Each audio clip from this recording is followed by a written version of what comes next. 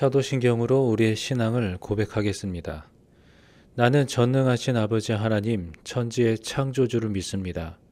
나는 그의 유일하신 아들 우리 주 예수 그리스도를 믿습니다. 그는 성령으로 잉태되어 동정녀 마리아에게 나시고 본디오 빌라도에게 고난을 받아 십자가에 못 박혀 죽으시고 장사된 지 사흘 만에 죽은 자 가운데서 다시 살아나셨으며 하늘에 오르시어 전능하신 아버지 하나님 우편에 앉아 계시다가 거기로부터 살아있는 자와 죽은 자를 심판하러 오십니다. 나는 성령을 믿으며 거룩한 공교회와 성도의 교제와 죄를 용서받는 것과 몸의 부활과 영생을 믿습니다. 아멘.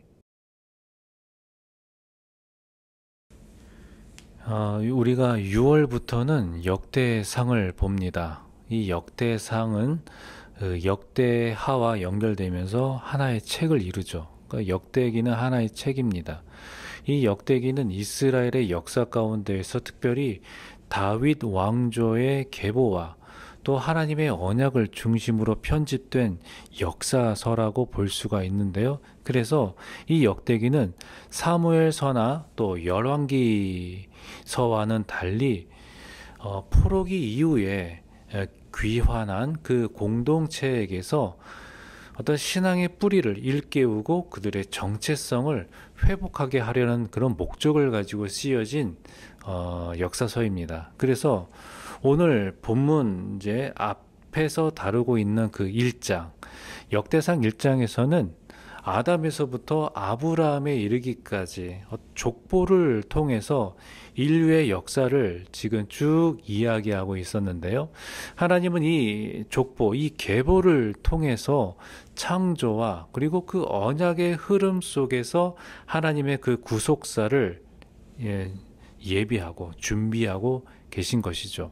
그래서 아브라함의 후손을 따라서 노아와 세 아들 그리고 아브라함에 이르기까지 하나님의 뜻은 민족과 그리고 그 가문을 넘어서서 인류 모든 전체를 향하고 있는데요.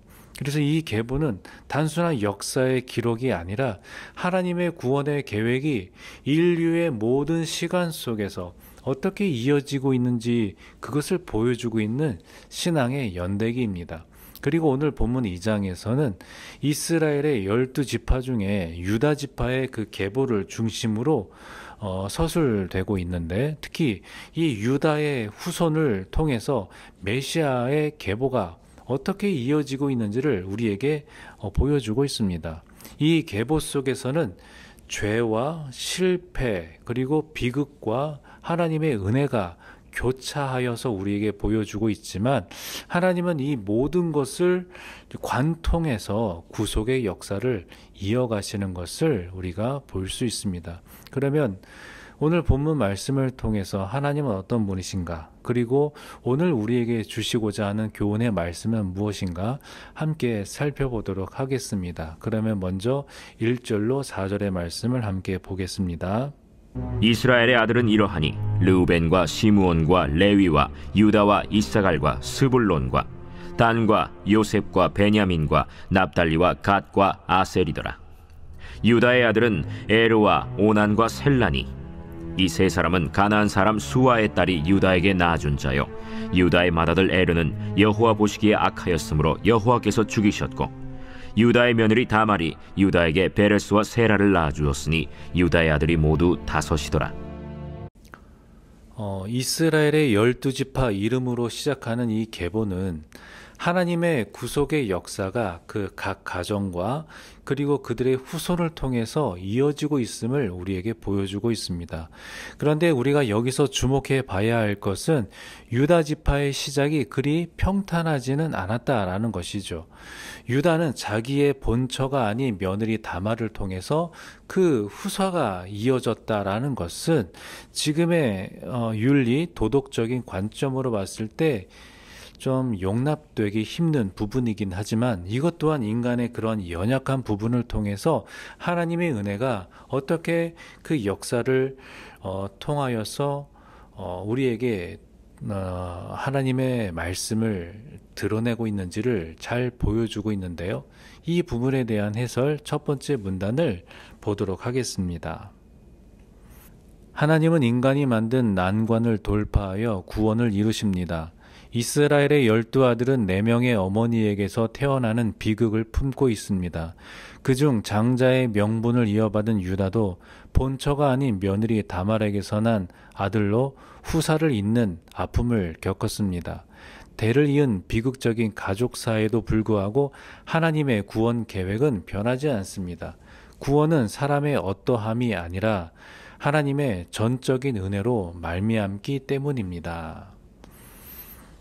이런 비극적인 가정사에도 불구하고 하나님의 구원의 계획은 흔들리지 않음을 볼 수가 있는데요. 이처럼 우리의 과거와 배경이 아무리 복잡하고 참 설명하기 낯뜨거워도 하나님은 그것을 넘어서 일하신다라는 사실입니다. 하나님은 가문의 상처나 인간의 실패 속에서도 하나님은 구원자, 곧 메시아의 길을 준비하고 계시는 거죠. 나의 오늘도 그 은혜의 흐름 속에 있다는 사실을 기억해야 합니다. 내 과거가 어떠하든 오늘 이 시간 주님의 은혜를 붙드는 것이 가장 확실한 은혜의 또 그 신앙의 출발점임을 우리가 기억하면서 과거를 우리가 잊을 수는 없겠지만 거기에 얽매이지 아니하고 오히려 앞으로 더 나아가는 비전이 있는 우리의 삶이 되기를 소망합니다. 그러면 계속해서 5절로 17절의 말씀을 보도록 하겠습니다. 베레스의 아들은 헤스론과 하물이요 세라의 아들은 시므리와 에단과 헤만과 갈골과 다란이 모두 5사람이요 갈미의 아들은 아갈이니 그는 진멸시킬 물건을 범하여 이스라엘을 괴롭힌 자이며 에단의 아들은 아사랴더라. 헤스론이 낳은 아들은 여라무엘과 람과 글루베라. 람은 암미나답을 낳고 암미나답은 나손을 낳았으니 나손은 유다 자손의 방백이며 나손은 살만을 낳고 살만은 보아스를 낳고 보아스는 오벳을 낳고 오벳은 이세를 낳고 이세는 맏아들 엘리압과 둘째로 아비나답과 셋째로 시므아와 넷째로 느다넬과 다섯째로 라떼와 여섯째로 오셈과 일곱째로 다윗을 낳았으며 그들의 자매는 스루야와 아비가일이라. 스루야의 아들은 아비새와 요압과 아사헬 삼형제요 아비가일은 아마사를 낳았으니 아마사의 아버지는 이스마엘 사람 예델이었더라. 헤스론의 후손인 아가는 이제 성경에서 아갈이라고 나오지만 여리고 전투에서 하나님의 명령을 어기고 그 전리품을 챙겼기 때문에 그 다음 전투인 아이성 전투에서 참패를 하고 또 이스라엘 전체에 참 큰 재앙을 초래한 사실을 우리가 잘 알고 있습니다. 그 아갈의 불순종은 공동체 전체에 영향을 미치게 되었고 그로 인해서 아골골짜기 곧 괴로움의 골짜기라는 장소까지 생겨나게 되었는데요. 자, 이 말씀에 대한 해설 세 번째 문단을 함께 보도록 하겠습니다. 혈통과 믿음이 항상 정비례하는 것은 아닙니다. 헤스론의 자손 아갈 곧 아가는 여리고성 함락 시 하나님의 명령에 불순종해 전리품을 취했습니다. 그로 인해 이스라엘은 전쟁에서 패하고 형제에게 죄를 물어 처형해야 하는 괴로움을 겪었습니다. 후에 그가 묻힌 장소는 괴로움의 골짜기가 되었습니다. 신앙 가문에 태어났다는 것, 교회에 출석한다는 것 말고 나의 구원과 믿음을 증명하는 삶이 있습니까? 이처럼 신앙의 가문에 태어났다고 해서 반드시 믿음의 삶을 사는 것은 아니죠. 그러니까 믿음은 혈통이 아닌 현실의 지금 현재의 삶으로 증명되어야 합니다. 삶 속에서 증명되는 믿음의 순종이 하나님의 백성됨을 입증한다라는 말씀이죠. 그러니까 교회에 오래 다녔다고 해서 자동적으로 구원이 보장되는 건 절대 아니죠. 동시에 신앙의 배경이 없더라도 오늘 주님의 말씀에 순종하고 그분의 말씀을 따르기로 결단하면 그 사람은 하나님의 은혜 안에 있는 사람입니다. 그러니까 다시 말씀드리면 믿음은 출신이 아니라 순종으로 증명이 되어집니다. 오늘 내가 누구에게 속해 있는지를 보여주는 것은 결국 나의 태도이고 말씀에 대한 반응이죠. 나의 이 환경이 어떠하든, 나의 배경이 어떠하든, 나의 상황이 어떠하든, 나는 지금 하나님 앞에 어떤 선택을 하고 있는지 돌아보면서 오늘도 믿음으로 살아갈 수 있는 오늘 우리의 모습이 되기를 소망합니다. 그러면 계속해서 18절로 23절, 그리고 그 중간을 건너뛰고 또 42절로 55절까지 이렇게 구분해서 말씀을 보도록 하겠습니다. 헤스론의 아들 갈렙이 그의 아내 아수바와 여리오색에서 아들을 낳았으니 그가 낳은 아들들은 예셀과 소박과 아르돈이며, 아수바가 죽은 후에 갈렙이 또 에브라스에게 장가들었더니 에브라시 그에게 훌을 낳아주었고 훌은 우리를 낳고 우리는 부살레를 낳았더라. 그 후에 헤스론이 60세 길르앗의 아버지 마길의 딸에게 장가들어 동침하였더니 그가 스굽을 헤스론에게 낳아주었으며 스굽은 야일을 낳았고, 야일은 길르앗 땅에서 23성읍을 가졌더니 그술과 아람이 야일의 성읍들과 그낫과 그에 딸린 성읍들 모두 60을 그들에게서 빼앗았으며 이들은 다 길르앗의 아버지 마길의 자손이었더라. 헤스론이 갈렙 에브라다에서 죽은 후에 그의 아내 아비아가 그로 말미암아 아스훌을 낳았으니 아스훌은 드고아의 아버지더라. 여라무엘의 아우 갈렙의 아들 곧 맏아들은 메사이니 시베의 아버지요, 그 아들은 마레산이 헤브론의 아버지이며 헤브론의 아들들은 고라와 답부아와 레겜과 세마라. 세마는 라함을 낳았으니 라함은 요르그암의 아버지이며 레겜은 삼메를 낳았고, 삼메의 아들은 마온이라. 마온은 베술의 아버지이며 갈렙의 소실 에바는 하란과 모사와 가세스를 낳고 하란은 가세스를 낳았으며, 야데의 아들은 레겜과 요단과 게산과 벨렛과 에바와 사압이며, 갈렙의 소실 마가는 세벨과 디르 하나를 낳았고 또 만만나의 아버지 사압을 낳았고 또 막베나와 기브아의 아버지 스와를 낳았으며 갈렙의 딸은 악사더라. 갈렙의 자손 곧 에브라다의 맏아들 훌의 아들은 이러하니 기럇 여아림의 아버지 소발과 베들레헴의 아버지 살마와 벳가델의 아버지 하렙이라. 기럇 여아림의 아버지 소발의 자손은 하로에와 무누톳 사람의 절반이니 기럇 여아림 족속들은 이델 종족과 붓 종족과 수맛 종족과 미스라 종족이라. 이로 말미암아 소라와 에스타올 두 종족이 나왔으며, 살마의 자손들은 베들레헴과 느도바 종족과 아다롯 벳 요압과 마나핫 종족의 절반과 소라 종족과 야베스에 살던 서기관 종족 곧 디랏 종족과 시므앗 종족과 수갓 종족이니 이는 다 레갑 가문의 조상 함마색에서 나온 겐 종족이더라. 이 성경에 나오는 이 긴 계보 속에서 갈렙과 그의 후손들이 등장합니다. 비록 갈렙 본인의 업적은 그렇게 많이 언급되지는 않지만 그의 후손 중에는 하나님 나라를 위해서 큰 일을 감당한 인물들이 여럿 등장합니다. 특히 성막을 지은 부살렐, 그리고 성읍을 건설한 이들, 그리고 공동체에 헌신한 이들이 그의 가문에서 나오게 됨을 볼 수가 있는데요. 그러면 먼저 이 말씀에 대한 해설 두 번째 문단을 보도록 하겠습니다.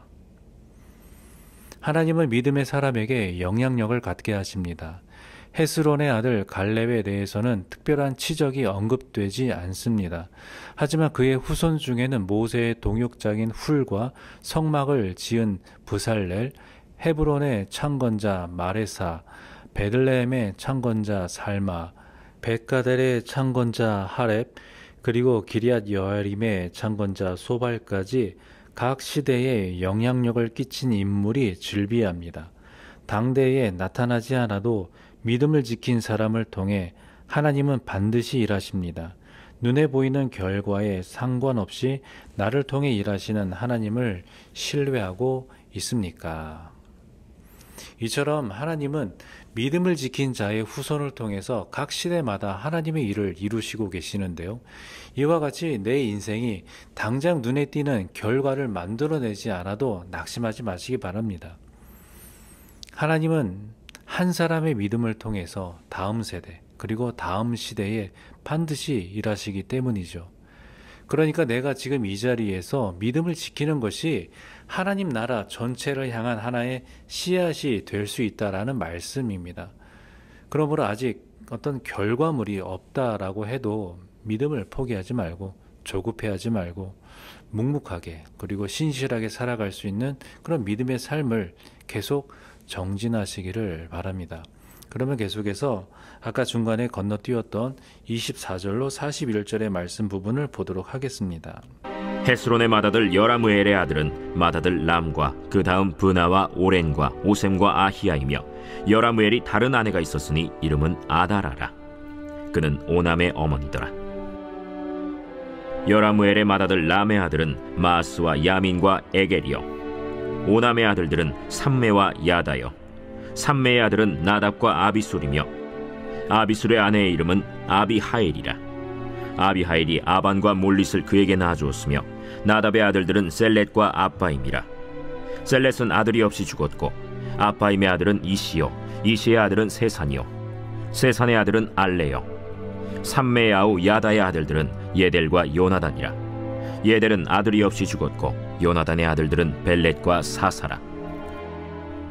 여라무엘의 자손은 이러하며, 세산은 아들이 없고 딸뿐이라. 그에게 야르하라 하는 애굽 종이 있으므로 세산이 딸을 그 종 야르하에게 주어 아내를 삼게 하였더니, 그가 그로 말미암아 아떼를 낳고, 아떼는 나단을 낳고, 나단은 사밧을 낳고, 사밧은 에블라를 낳고, 에블랄은 오벳을 낳고, 오벳은 예후를 낳고, 예후는 아사랴를 낳고, 아사랴는 헬레스를 낳고, 헬레스는 엘르아사를 낳고, 엘르아사는 시스메를 낳고, 시스메는 살룸을 낳고, 살룸은 여가미아를 낳고, 여가미아는 엘리사마를 낳았더라.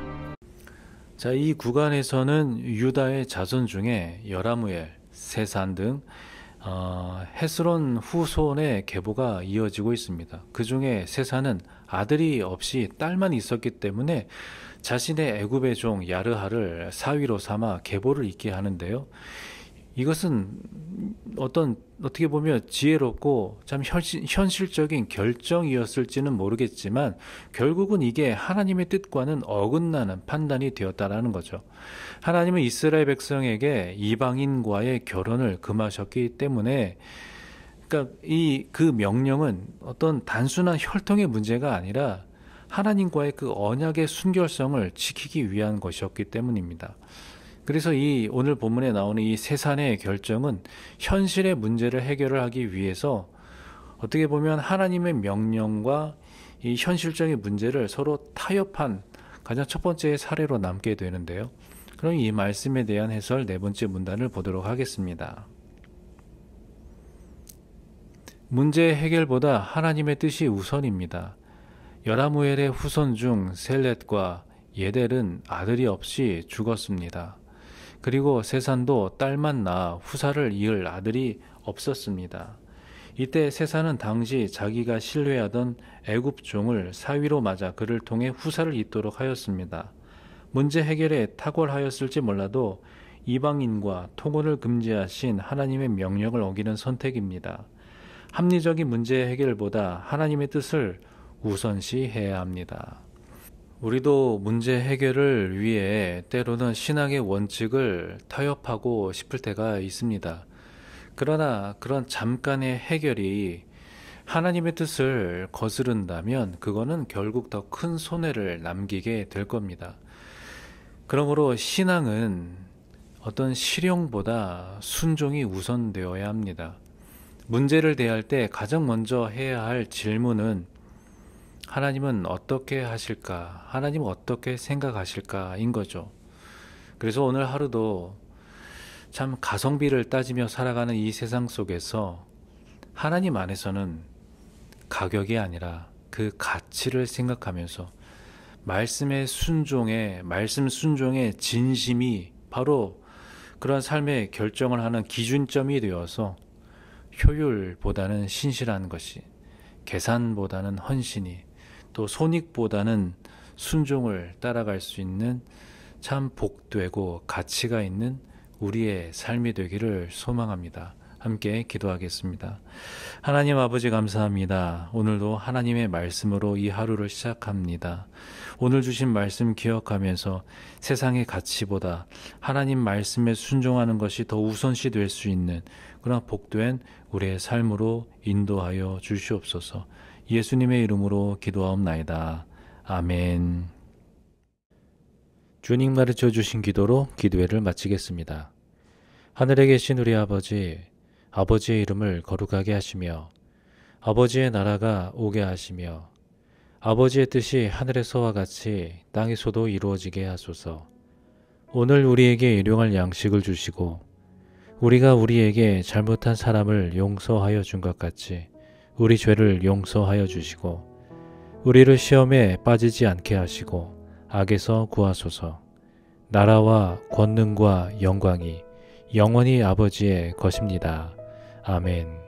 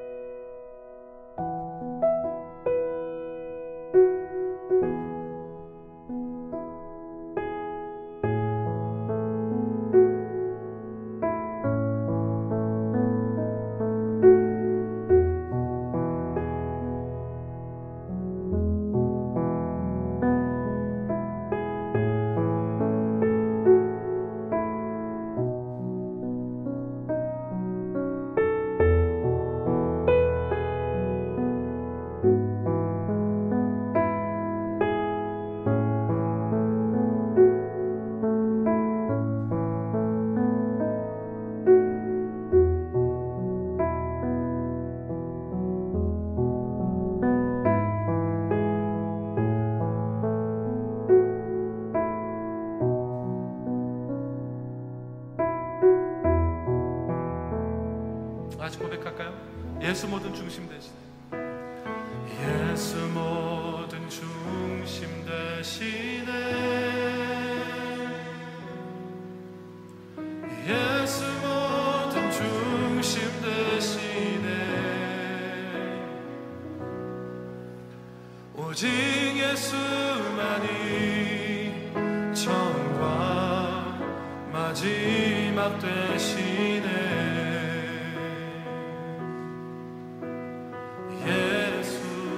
예수 모든 중심 대신에 예수 모든 중심 대신에 예수 모든 중심 대신에 오직 예수만이 처음과 마지막 되시네.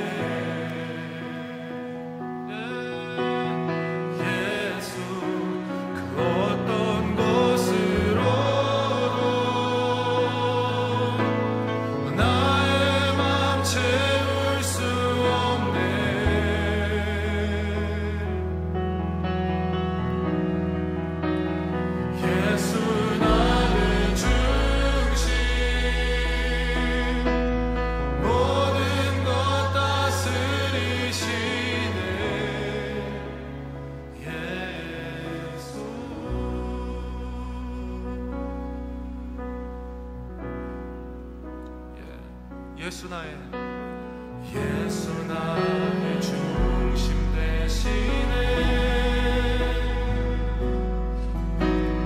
예수 나의 중심 대신에 오직 예수만이 처음과 마지막 되시네.